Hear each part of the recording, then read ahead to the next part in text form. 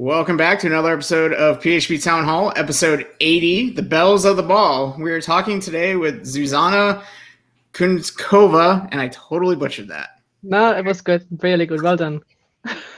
Awesome. So it's your first time on a podcast, and we're super happy to have you because we want to talk about your initiative, the Larabelle's project, and all the cool stuff you have going on there. So how's it going?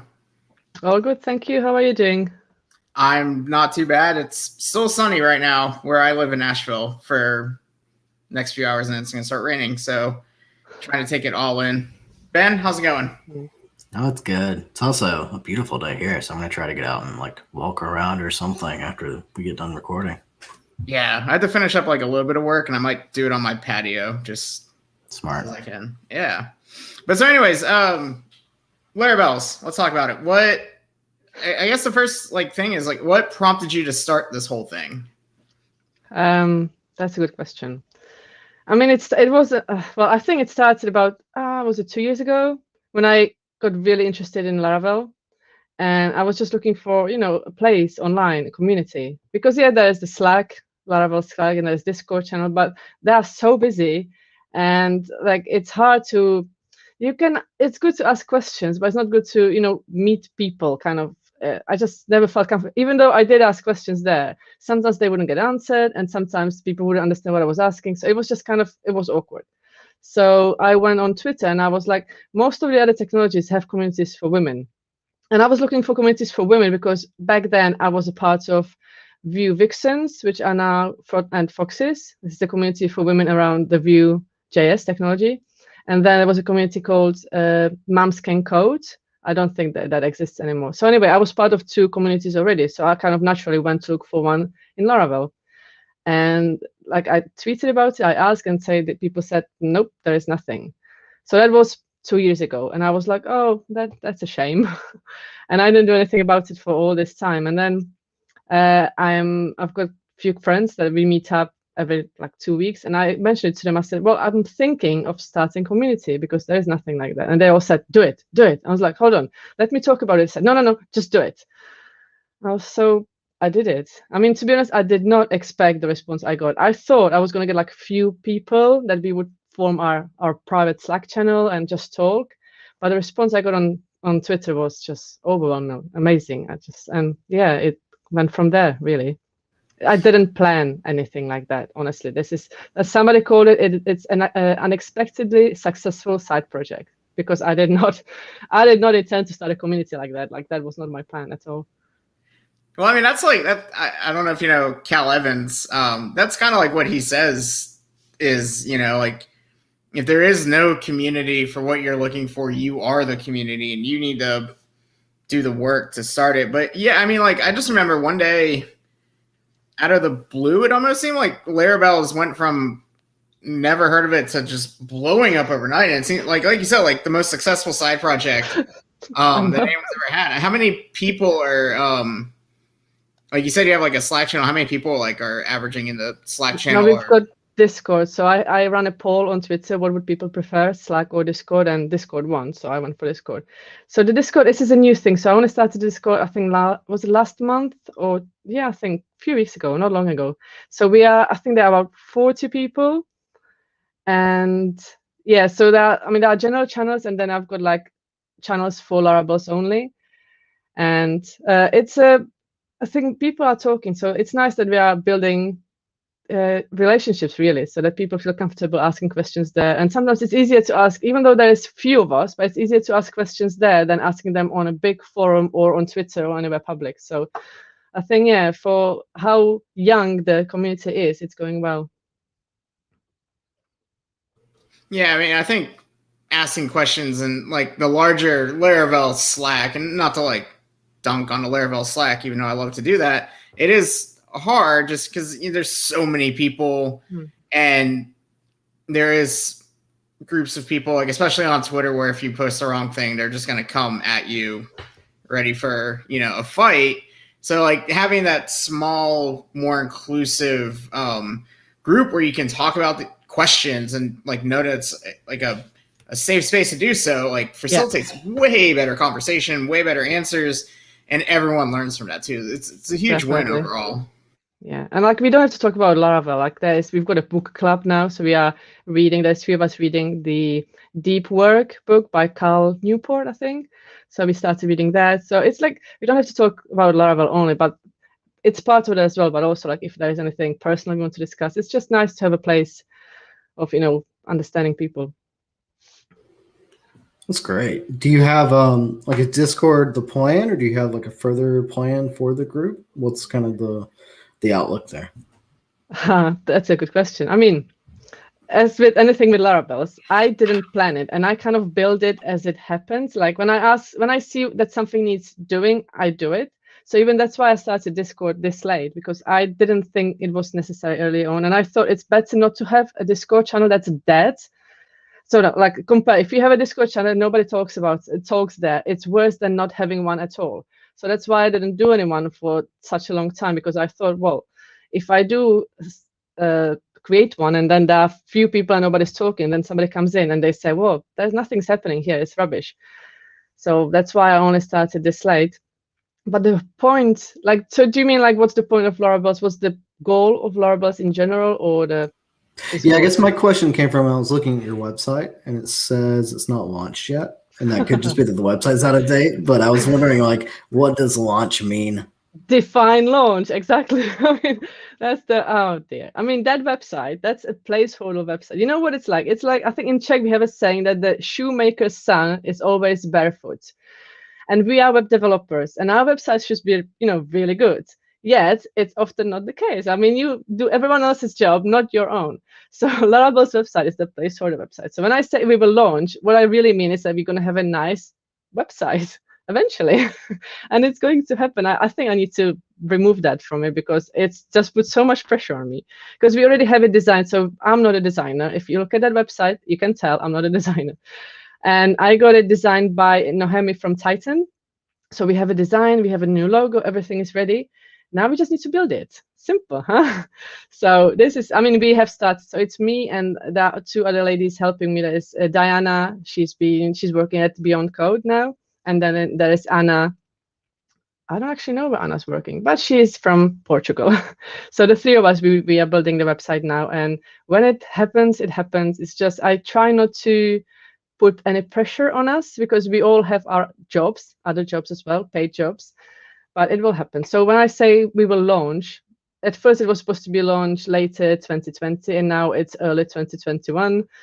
And I think instead of just changing the date, I'm just going to get rid of it. And yeah. Sorry to put you on the spot. That wasn't I my know. intention there. But it's true. I mean, I was like, what does define launch? Like, what am I trying to do? I mean, yeah, once the website is live, the new one, it's going to be, so we're going to have a directory of Laravel, so that we're going to have a list of Laravels. What currently I do that over a newsletter that every month I feature 2 Laravels. But once the website is live, we will have it all online. Then we're going to have events and tutorials and things like that. I'm not going to make it yet another Laravel website, like website about Laravel. It's not going to be about general Laravel things. It's going to be always focused on Laravels. So resources done by Laravels, or tutorials done by Laravel. I'm trying to, that's the whole point of Laravels, right? Like, I mean, trying to make women more visible to the general Laravel community. So yeah, that's the plan. So it's not going to be just like landing page and sign up to our newsletter. That's going to be more eventually. No, that's really cool. And I mean, I also see on the website there's like a thing for sponsors. So like, I'm guessing, is that kind of gearing towards helping sponsor people to get the like conferences and things like that as well? Is that kind of the cool? Yeah. So right now the sponsors, that's another thing that I'm feeling so guilty about, because people have been great, and right from the first original tweets, people have been saying, oh, we would love to sponsor you, just tell us how and when. And the one thing I wanted to do, or didn't want to do really, is any money that comes to Laravel, I don't want them to have anything to do with me. That I don't want my name to be on an account, nothing. It needs to be for Laravel only. And to do that, at least in England, to have a bank account for a company, you need to have a company. So I had to set up Laravel as a non-profit organization. So that took a while. So when I did that, only then I could create a bank account. So now I have that. And then all these other things come with it. And once I had it as a company, I had it banking out, I want to do it properly. So that's why it's taking a while, because I don't want to just create like a sponsorship tiers and just slap a price on it and say, oh, can you please sponsor us? And this is how much. No. So what I'm doing now is I'm preparing a budget of the things that I will probably need to spend over a year.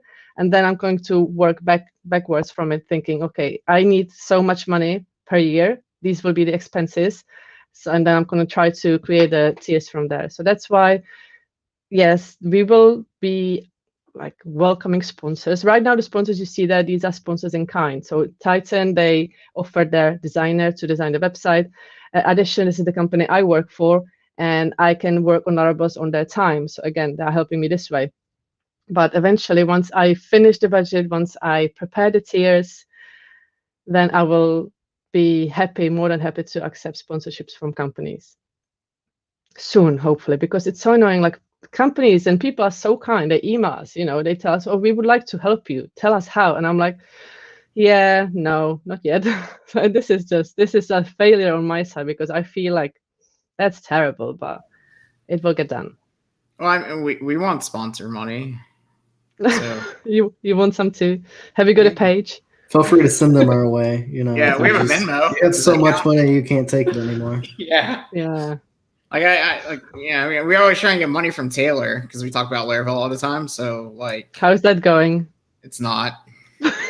We're working on it. But so like you mentioned, like you found Laravel. Like what were you doing before your time with Laravel? And like how did you find out about Laravel? Was it like, were you a Rails developer and then like you got angry, or like were you like trying to mess These with are called leading questions. Don't ask me leading questions.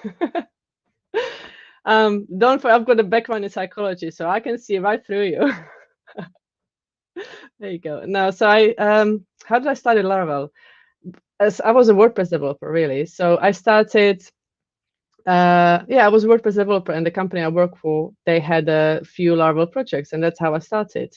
And right from the beginning, and even as a WordPress developer, I wasn't a senior in any way. I was still quite new to everything. So when I went over to Laravel, it was so overwhelming. I just had no idea, because WordPress does a lot of things for you. You don't have to worry about routes and, a lot of things.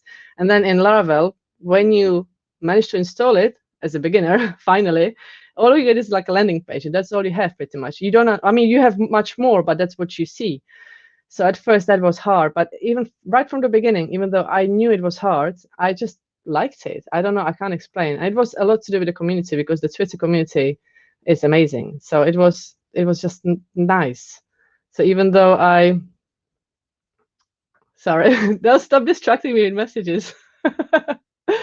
But yeah, really, it just it sounds like when you first get to Laravel, it's a facade for all the things you can do. Oh, yeah, it is. There you go. Yeah. See, I got it in there. They're too small. The messages are too small. I should be able to just mute people since I'm the organizer, right? I can mute Matt. You can't mute me. Can't mute me at all. Okay, so that's awesome. How did you originally get into tech, right? Like, what was your career path into WordPress and then Laravel? Yeah. So I've changed career later in life. That makes me sound really old, but as in what I'm trying to say, I'm not one of those kids that had computer from the age of 10 and that got into coding. No, that wasn't me at all. I was at best a computer user for a very long time. And luckily my husband is a software engineer. So I knew if I press a button, he will fix it. If I break something, he will fix it. But that was as far as my knowledge went. I didn't know anything. But then, like I said, I did a psychology degree. And then I had children, and I did work at a school, like supporting special needs kids. And then I had my third child, and I was like, I can't go back to like this 9 to 5, even though at school it wasn't 9 to 5, it was more like 9 to 12, and then 1 to 2, 1 to 3. But it was just so hard, and I thought, I want to be more flexible. I don't want to do that anymore. So I know this sounds like such a cliche, but I sat down and I Googled things you can do from home, and web design and web development kept coming up. So I thought, okay, that's interesting. But the other thing that was coming up was data analysis. And because I did a degree recently, I really enjoy statistics. So I thought, oh, I can do that. Let's try that. So I bought all the books. I thought I was going to do it with the language R. instead of Python. I don't know why, because R is popular in the academic circle. So we, even though we didn't even use it at university, but I thought, oh, R sounds, cool. So let's go with R. And I bought all the books. I was like, I've got 3 books on R. And then I was asked, oh, can you do a website? I was like, I don't know how. So there are tutorials to it. So I did a bootstrap website, and I call it a beginner's luck because it worked. I mean, I've never done anything web before. And thanks to tutorials, I just managed to do a working website. It was 1 page, but even the form was working. And it wasn't WordPress. It was just static website, PHP form. And I think that's the thing with web development. There's such an instant gratification that even when something works, it works immediately. And so, yeah, I never went back to data analysis. I stayed with web development. And that's, the rest is history, really. Did you finish your degree in CS, or how did you do any kind of academics towards that? No, so which means, so I finished my degree in psychology. So I did that. And there was a time when I thought about doing masters in statistics or something, but then as I started working, I realized you don't really need it. Because I like to study. I think I just like it. So there's always this thing, like I want to study more, do more like official education, but I don't know if I'm going to. But no, I stopped at bachelor's. That was it. Nice. I see that you were in a Google program with Udacity. How did that come about, and what was your experience of it? That was really soon after I did that website. It was really at the beginning of my whole journey. And I think back then, what did I do? I used Free Code Camp and some Udemy courses. And I saw an ad for the Udacity Nanodegree scholarship by Google. And I thought, I'll just fill it out. Why not? What can happen? I've got nothing to lose. So I did. And I got it, surprisingly. So I did the Nanodegree, and that was called Mobile Web Specialist. And people get confused. They're like, it's got something to do with mobiles? No. All it had to do was like making mobiles, like making web more responsive and installing service workers, that sort of thing. And there was a lot of accessibility as well. So really working towards progressive web apps. That's what we did. So yeah, it was pure luck, really. I just saw an ad, I clicked on it, applied, got it, and finished. So that's all it was. How does the Nanodegree work? Is it like a structured program or at your own pace? So I don't know how it works now, because when I did it, it was 4 years ago. And back then, you could do the courses for free as well. The only difference was that if you paid for the Nanodegree, you had like a feedback on your code by a person. So it wasn't like, whether something tests passes or not. It was an actual person going through your code and, telling you what they thought about it. So that's what back then, that's what you were paying for, really. Now I actually checked it just before this call, and I see that I don't think you can do free Udacity courses anymore. I couldn't find any free options. So I don't know when it's changed, but yeah, back then, I think it was 3 years ago, you could do it for free. But what it was, so it was structured as in like you had course, you had to do the assignments, but yeah, at the end of each module, I would think there was like a project you had to do, and then you had to submit it for review, and then you had to keep submitting until it passed, and only then you could move on. Yeah, but I don't know how they do it now. I have no idea. I mean, them letting you send, like, paying to have someone like actually review your code versus just test passing seems like a huge thing. Like, because I did the Team Treehouse lessons, because I kind of got like the same thing you did. Like, I was like, what can I do from home without a college degree and get health insurance? Because America. And it was like, you can be a programmer. And I was like, okay, cool. And so like I did Team Treehouse. And it would tell me if my code ran, but like I didn't know if I was doing it, the right way. So like being able to pay somebody, or like have like a group kind of like Laravel's, where I could like safely post my code and be like, how does this actually look? Like it works and it gets the end result that I wanted to, but like, does it make sense? Seems like a huge win. It was. Yeah, that was the selling point, really, because you can do free courses all over the place, and certificates, they don't really mean much. I mean, I got one, but I never used it. But the value I got was that you get somebody else to tell you what you can do, what you should do better. And it was because it was so early in my journey. And funnily enough, I actually applied for a different underdegree because this mobile web specialist was like a intermediate one. And I applied for the basic, like a beginner's one. But they moved me up. I was like, I don't know if I can do it. So I've struggled throughout. Honestly, if it wasn't for the other people, I don't think I would have finished. But I did, and actually, me finishing that was the first time when I thought maybe I can actually do it. Maybe I can make it a career. Because if it wasn't for somebody else, like help believing in you, so that was actually it's not the knowledge I gained, it was the confidence I gained from that course that really made the difference in my life. Because once I did the course, I actually thought, okay, so now I finished this, and now I feel like I can go and talk to people as a web developer. So I went to a local WordPress meetup, and I only picked WordPress. Until then, I had zero experience with WordPress. I picked WordPress because it was just the right size, and they did it in the right day. So they did it on Monday evening, and it was the night I was free. And looking back at the other meetups, it looked like they have like 30 people on average. I was like, that's perfect. It's not too much, not too many people, not too few. So I can still hide if I don't want to talk to people. So that was the only reason why I chose WordPress. There was nothing else to it. And yes, it turned out that it was a really good group of people. And like 2 or 3 months in, I offered to give a talk on accessibility. All the knowledge that I gained from the Udacity course, I turned into a talk. And me doing this talk, actually, what happened is that there was a guy sitting in the audience, and then he came and he talked to me. And eventually it turned out that he owns an agency. And, we kept talking, and then he offered me a job. So he offered me a job based on the talk I did, with me having zero WordPress experience because he had a WordPress agency, me having zero experience. And he just, offered me the chance.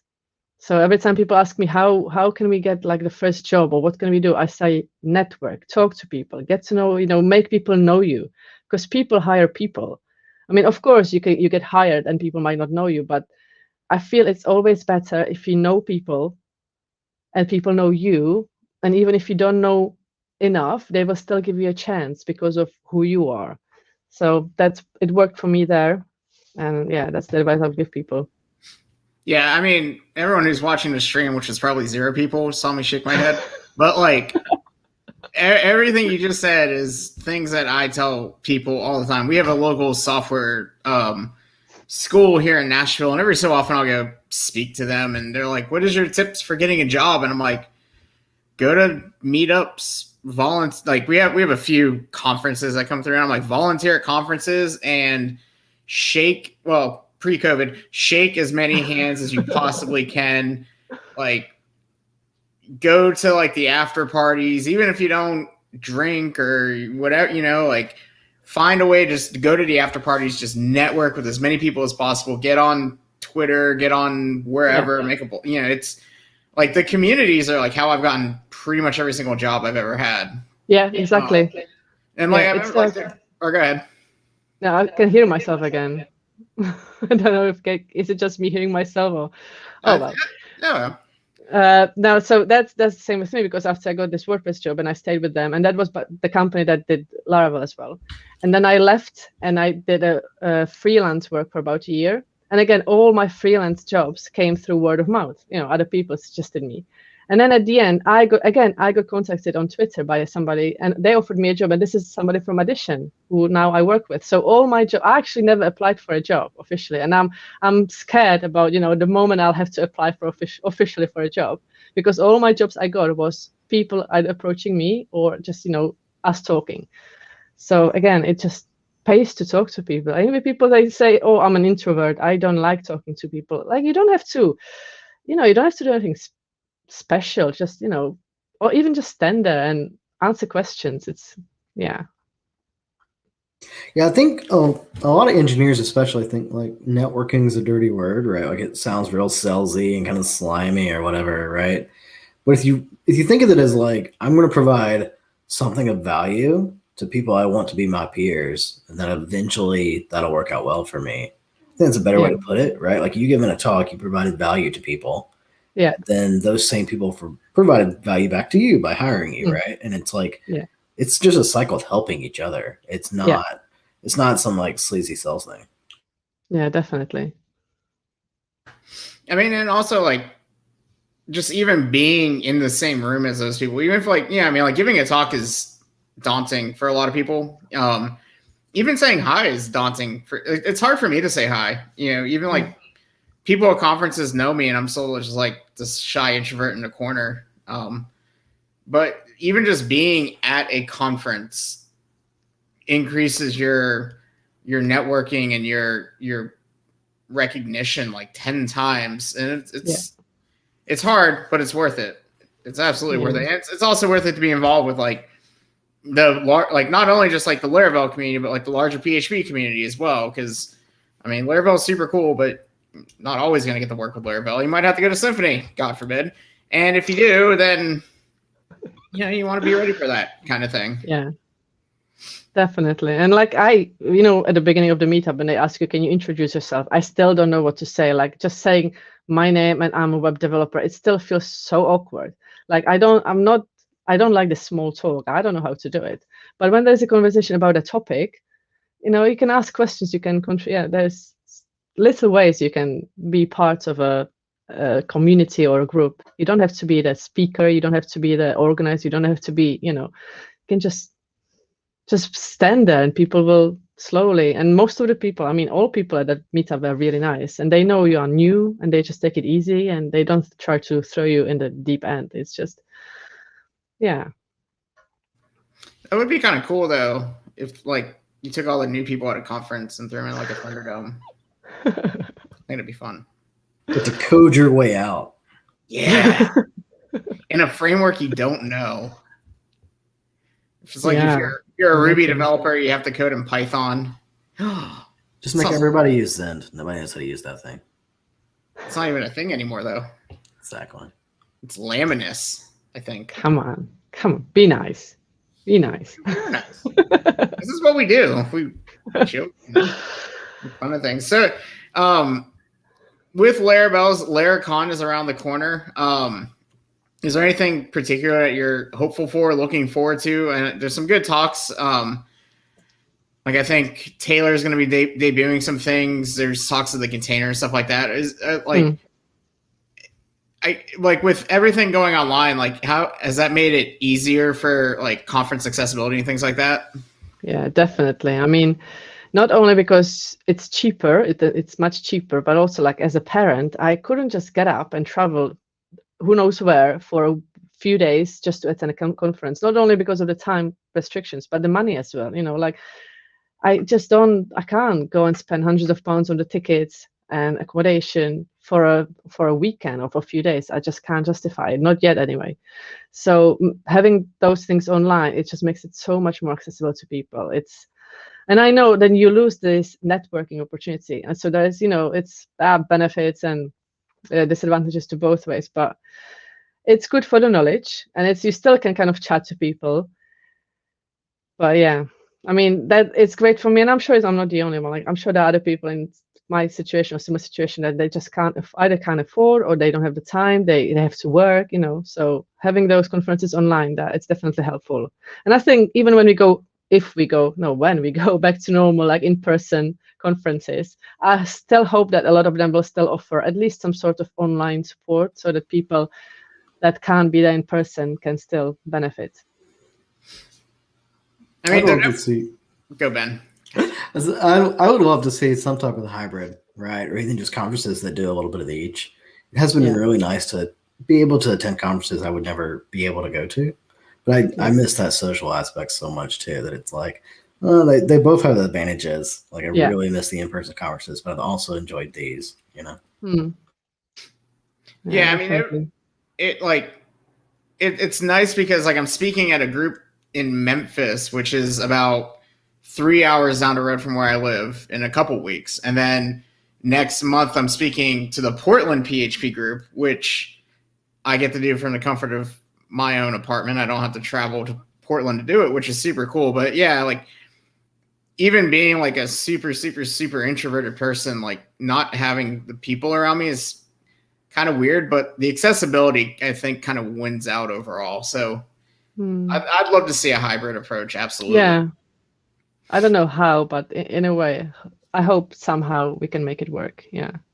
It also seems like kind of like, I mean, one of the nice things I think with COVID, and I mean, there's not like a whole lot of nice things that have happened, but like it did kind of like reset the PHP conference landscape a little bit. Like, because before COVID, there was, at least in America, there was like just a massive influx of conferences where everyone was fighting over sponsorship money. People were fighting over speakers. To where, like, I mean, I know, like, there's conferences back to back where, like, a speaker would show up, give their talk, and then immediately jet off to the next conference because that's just how their schedule worked. And that, like, while it's cool to see them, like, being able to do that, and, you know, kudos to them for being that successful, like, it does kind of remove a level of the attractiveness of a conference where it's like I can approach a speaker, especially if they're talking about a topic that I'm really interested about, and kind of have a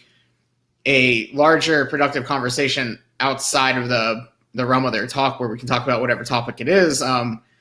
You know, but like if you're jet setting and just like hopping from conference to conference to conference, it removes that, and it kind of makes the conference feel a little less personal in a way. So I'm happy to see all the conferences kind of like have to take a break, so that it hopefully kind of retools conferences, resets the sponsorship money, and lets everyone kind of come at it with a new angle, if that makes sense. Yeah. No, definitely. Yeah, I'm both interested and kind of scared to see how that goes, right? Because I think probably my worst fear is that it takes, 5 years to have a good conference rotation again. And I think that's pretty possible, right? Like, it's a lot to rebuild after all this. It is, yeah, it is a lot to rebuild. I mean, like, some of our friends have been hit pretty hard. You know, like, I know the Portland people were getting hit pretty hard with their last conference, fighting for sponsorship money. You know, and so, like, yeah, I'm happy to see like the reset happening, but it is a struggle, and I hate to see people struggling because of that. And I definitely don't think the first conference out of the gate is going to be what it was, you know. Yeah, it's probably great to be that first one though, right? Because it's probably going to have like 4,000 people. It's going to have everybody. Because we all want to go. So they'll be able to use like all of our faces. Be like, Matt's going to be there, Ben's going to be there, Zuzana's going to be there, Taylor's going to be there, and we're all like, oh man. Like, at this point, I would pay for my travel and lodging just to get out of the house and go to a conference. You know? I was talking to Michael Cullum about that the other day, and I was like, I'm at the next conference. I don't care where it is. I will be there. And even if I'm not speaking, I don't care how many trees I have to plant to offset my carbon, Phil. I will be at that conference because I really just want to see my friends. Just bike there. Why would you fly? You know, you've got a bike. I don't think you can bike across the ocean. Oh yeah. So the U.S. is just pretty big, so that could be what? What's pretty big? Matt, can you hear? You get a ton of echo. You think Matt would know to wear headphones by now, but you know. I said the U.S. is pretty big, so that could also be quite a journey to bike across the U.S. if the conference isn't like Portland. There is a big like bike ride across America event every year, but it's not supported. So like you have to do your own thing. So like on the one hand, it sounds incredibly fun, but then like you have to carry all of your tubes, like all of your air, all of your food, all of your stuff. I'm just like, no, I'm not about that life. Is there like this Appalachian Trail? You've got people walking along the trail. I don't know how many thousands of miles.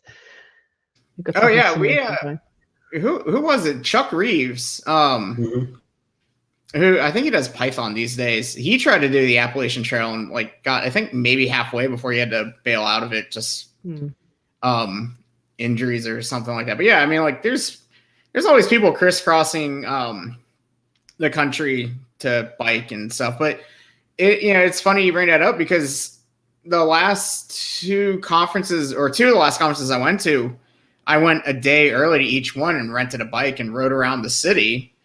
And like I did it with friends who lived in each of those cities. And like those are some of the best memories that I have. Those are some like my happiest memories that I'll hold on to forever. And it's that kind of stuff. Like, yeah, going to a programming conference is fun, but like it's the friendships that I've made that make the effort to be an extrovert at those conferences absolutely worth it.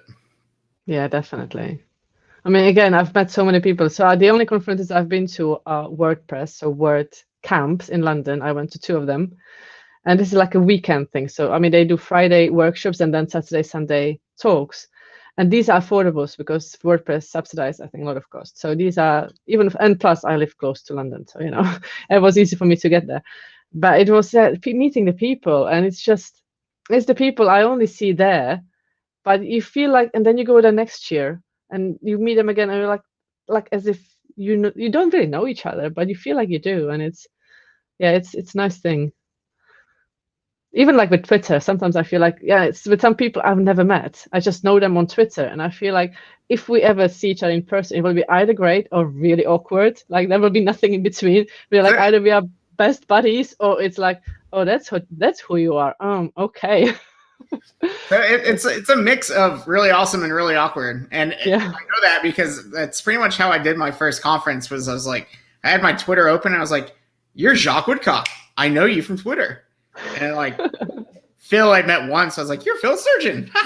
And so, but like that is like one of the pluses of Twitter is, like you kind of make friends before you meet people in person. So when you do meet them in person at a conference, it's less like, "Oh, hey, I'm Matt. I do so and so at company," and no, you can skip all that. Yeah, it's like people already know you. They already know what you like to do, and you get to skip the small talk and just like instantly become friends, and it's worth it. And then like the other point you brought up that I'd like to see conferences figure out is how, because WordCamp, like you said, is super cheap because they subsidize a lot of it, and that's probably one of the biggest things I think the PHP community probably needs to figure out how to do, which is not an easy thing at all to figure out. WordCamp is obviously in a well-placed position with automatic backing all the conferences, but it is hard to afford. Like what was it, like an average of like $300 a ticket? That's not easy for even plus travel and plus accommodation and yeah. I mean, like I don't want to name names. Like there's one conference that has a hotel where it averages around like $700 for the entire weekend. Like that's wow. That is not an insignificant amount of money for even for people making like six figures. It's a lot of money. Yeah, definitely. Yeah. So if we could figure that out, the bringing the ticket prices down for conferences, I think that would be a huge win overall. Which is why I like Laracon online. It's only like $30, $25, something like that. And they also do the scholarships, which is a huge win. Definitely, yeah. And I'm hoping eventually, like when we are in a better position, Laravel's, we will be able to offer scholarships too, because I think that's one thing. And also, what I like about WordCamps, I don't know if they do it everywhere or only in London, but they do offer like childcare support. So if you've got people coming with children, you've got a place to leave your kid for the whole day, and you can still go to talks. And this is a huge help for people, for parents. Like I've never brought my kids because I just like, this is my weekend and you stay home and I'm going by myself. But if they were smaller, I would have to, if I wanted to go somewhere, I would have to do it. Like not everyone can just leave their child with somebody else. So having that option there, it's amazing. And so many people used it and they all said like, great. So, I mean, I know this is a wishful thinking really, but having a support like that would enable so many more, I think, especially women. I mean, I'm not saying just women do that, but I mean, especially WordCamp. Actually, whole families. I think there was a family. They came from Germany for this. I'm supposed not only for that, but they went to London. They went to WordCamp.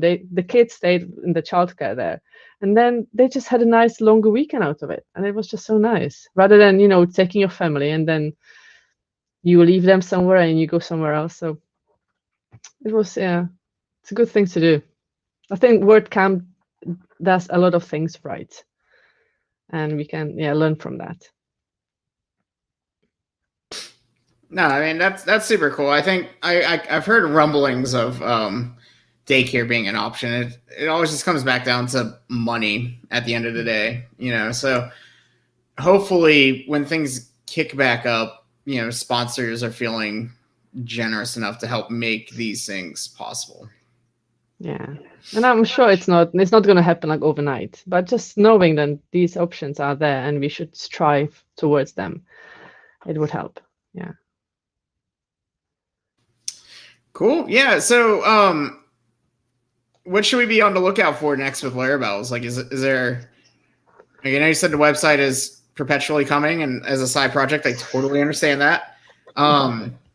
But like, what can we be on the lookout for as something to kind of cheer y'all on and help y'all out with? I mean, it changed, so it kind of evolves. The whole thing evolves. So when I started it, like I said, I had no idea, like I just wanted a group of friends to talk to. But now, so we've got a newsletter. So we have a monthly newsletter. So that's going to continue. I've also started doing like a YouTube live streams chat thing. I did one in January, and we have another one coming up in April. And the format of that is that it's me and 3 other people, and we discuss something. It's like similar to what we are doing now. So there's a topic, and we talk about something. So in January, we were talking about women in Laravel in general, like why there are so few women in Laravel. So there was me, then there was Anna from Portugal, then there was Jess Archer from Australia, and then there was Matt Stauffer from US. So Matt was there because he's quite well known in the community, and he's got a company. So he could tell us from his perspective what companies, what they do, and what companies could do to attract more potential, like talent. And then there were us, the women, talking about our experience. So I think it helped, like kind of, so people don't have to know what it's like. So it was like friendly chat. And now in April, we're going to talk about conferences, funnily enough, because as you've noticed, a lot of conferences have a lot of men, but not that many women. And so we're going to talk about there will be me again, then there will be Diana from Beyond Code, then there will be Shruti, which is a lady from India, and then there will be Ian Landsman, so he's the organizer of Laracon Online. So again, he is going to be there to answer all of our questions, to take the forward, But he said he will talk about what it's actually like, organize conference, and then maybe hearing our experiences or our feelings, why we maybe don't want to submit a talk, or what is stopping us, so that we can maybe, once we talk about it, I don't actually know what's going to come out of it. I don't have a plan. I'll have 3 questions ready, but then I'll see where the conversation takes us, because I don't want it to be scripted. So this is another thing we're going to be doing. I'm thinking about quarterly at the moment, because I don't want to overwhelm myself, but this is what we're going to be doing. So every 3 months, talk about something. Then I want to do more. So there is quite few tutorials or mentors. Again, there are men. So I'm trying to get women to be mentors as well, to teach more, because there's such an imbalance. And I'm not saying like it's not men's fault, but it's like there is so much less women and non-binary and trans folk in Laravel in general. So because there's few of us, we need to kind of push us further or higher so that we can be seen, because it's harder, in the mass of other developers. So the next thing is that I just want to promote more women to. So tomorrow, which is going to be fun, I'm actually doing like live coding stream with another developer that we're going to be working on PHP packages or Laravel package. And for me, it's the first time live coding. And I've only done one PHP package in the past, and I don't know, I can't remember. And I promised him and myself that I'm not going to prepare. I'm going to go into this as a beginner so that I can ask all the questions that beginners may have. Because if I prepared, I will probably assume that, everyone knows that. But I'm just going to have to ask everything, because if he does something, or if he asks me to do something, I'll be like, I have no idea what I'm doing. So we're going to do that. And I want to do more of that. Again, I want to do more. Well, that's my wish, at least, to have more women kind of featured in these things. And not always on the side of we are the ones learning, but to be the teachers as well. Like I currently put myself in the learner's position a lot, because I feel like if I don't do what I want other people to do, I would feel like a hypocrite. So if I want more women to be featured in videos and tutorials and all that, I kind of put myself in that position as well, because if I just asked others to do it and me not doing it, I would feel like a hypocrite. So that's why I'm all over, like, I'm doing podcasts, even though I feel terrible, like I'm nervous, I don't know what I'm saying, but I'm going to do it anyway, because I want to, like push myself, and I hope other women will push themselves too. So yeah, I mean, there are lots of plans. Like I said, the thing is, when I see something happening, I try to react to it. So the thing with the conference talk, I knew I wanted to do a talk in April, but I don't know what it was about until this latest Laracon Online, which is going to be like in a few weeks' time. The lineup went live, and they're all men speakers. And at that point, people started saying, "Oh, where are all the women? What about Laravel?" And I said, "Okay, so let's do something about it." Like I can't force our members to go and give a talk. I can't do that, but maybe I can help them other way, like doing this chat. So if there's something happens, I try to see, is there something I could do about it? All Larables in general. So, and then I'm going to do it. So I go with the flow, which is probably not a great thing to do with a company, but I started it out of nothing, without a plan. And I'm just going to, and I listen to the community because I don't want it to be like something that something that I don't want Larables to be something I want it to be. I want Larables to be there for other people. So that's why I'm trying to listen to other people and see what they need and then do accordingly. So you asked, sorry, that was a long answer to a simple question. What's next? And I'm just telling you, I don't know. I mean, we've got this YouTube talk planned, and then we've got, newsletters keep coming out, and we're going to have the website soon, and we'll just take it from there. What is the best way for someone to get involved or to join if they're interested? The website, or where should they go? So on the website, you can sign up to the newsletter. Then Twitter, probably, if you want to, either my personal Twitter or Larables Twitter. And then there's the Discord channel. So the Discord is the most reactive, I would say. So if somebody asks a question there, somebody else will be there immediately. And plus these things, like with Twitter, you can post something on Twitter and like 5 minutes later, it's gone. And you just must flashes in front of your eyes, and you're like, oh, where did I see it? Who posted it? And it's so hard to keep up. So I'm trying to, if there's something important, either send it in a newsletter or then on Twitter, on Discord. So either of these ways, or send me an email. Yeah. Okay. We'll throw a link to the Discord in the show notes for anyone that wants to join there. Thank you. And real quick, what is your Twitter, in case people want to give you a follow to keep up? It's my name. I mean, do I have to spell it all? So it's at Zuzana, which is ZUZANA _KUNCKOVA. I know it's a pain to spell, and I had a shorter one, but I had a shorter, it was like a bunch of letters and numbers. And actually, when I went, just before I went live with Larables, I was talking to Matt Stauffer, and he said, Zuzana, you really need to change your Twitter handle. You need to make it memorable. I said, but how do I make it memorable? My name is so long and so hard to spell. Surely if I use my name, it's going to be nobody's going to remember it. But all the other names were taken, Twitter, everyone's on Twitter. So I ended up being my full name. And I'm like, I feel for you people if you have to spell it, because it's just not easy. But yeah, so that's Twitter. And if you want to tweet at Larables, it's at LarabelsPHP. Because I kind of got inspired with Laravel PHP. That's their Twitter handle. So I thought I'm just going to throw in the PHP too, just, to be one of the cool kids.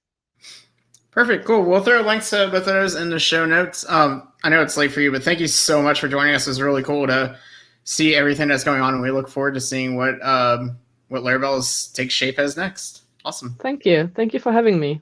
Thank you. Thanks so much. Take care. Bye, You Ben. too. Bye. Bye, Matthew. Oh, Jesus.